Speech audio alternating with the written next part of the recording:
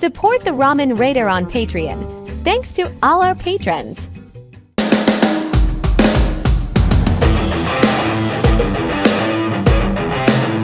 Alright, hey, this is Hans, and it's time for another episode of Unboxing Time with the Ramen Raider. This is the show where I show you what comes in the mail, and today we got something from James from Lakeside, California. He's just sent me a big box of stuff, and then he sent me an email saying I forgot to put one in there, so he sent another package, and it's in here. So I'm very curious what's in here that's so important. So with that, let's crack it open and find out.